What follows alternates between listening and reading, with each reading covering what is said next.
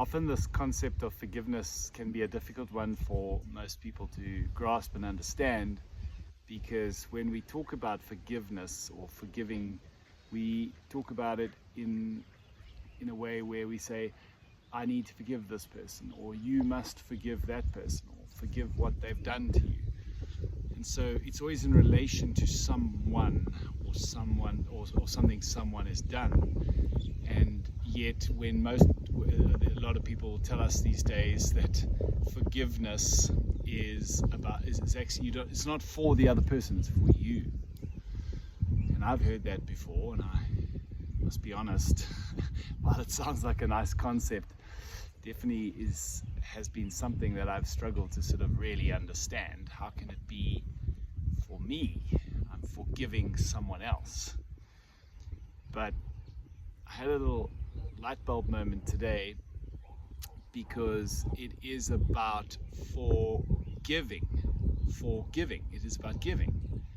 When we don't forgive, what do? We withhold. We withhold something in ourselves. It could be withholding love, or happiness, or support, or care, anything. We're withholding something in ourselves. And everything is energy. I've said many times before, emotion is energy in motion. It's energy moving through us. Life doesn't happen to us, life happens through us.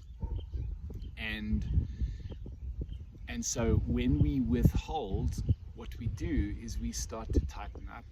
We create restriction. We restrict the flow, we block the flow.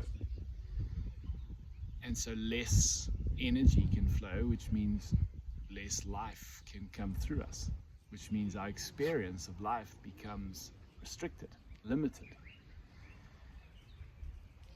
And because life doesn't happen to us, it happens through us. The other thing that we need to stop and consider is that everything in our world is a reflection of our level of consciousness. That's why two people can have pretty much the same life materially. They can be in the same circumstances, have the same resources. Everything on the external world can be pretty much similar. And yet, the one person's living in hell and the other person's living in heaven because of their level of consciousness. So life is a projection of who we are. Everything it's like we're living in this 3D world. The Matrix. We're living in this 3D world, and it is a projection. When you have a dream and it feels so real when you're in the dream, well, what are we doing? We're projecting. It is, and so why does our waking dream feel any more real than our sleeping dream? It doesn't. And the point that I want to make here is that if life is a reflection of who we are, then that means that everything and everyone in our life, in our world, is representative on some level of some aspect of our consciousness. Even the bad things, even the bad people, even the evil things, they reflect the dark side of us. Everything in life is a balance, there's a tension, the yin and the yang, day and night, hot and cold. Everything is a balance. And we too are not only light. You might think yourself a really good person, a really light person. But all that probably means is that you've just learned to repress the dark. And the dark doesn't necessarily have to be bad, but it's the opposite to the light.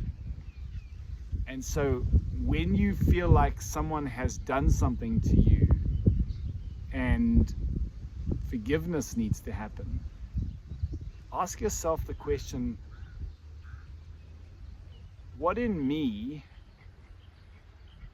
does that person's actions reflect?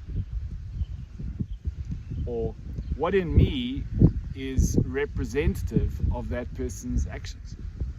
Now, we can take it to the extreme. You might be a murderer, right? Doesn't mean to say that you're a murderer, or there's a part of you that wants to be a murderer.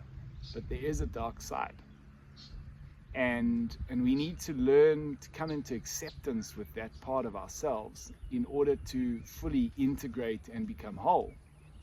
As long as we are repressing, and repression is just the subconscious suppression of something, where we've done it for so long that we don't even realize we've repressed it, it's out of our conscious mind. You repress something, you repress a part of yourself. Well, there's a part of yourself then that you are not in acceptance of. There's a part in yourself you're not whole, you're not integrated.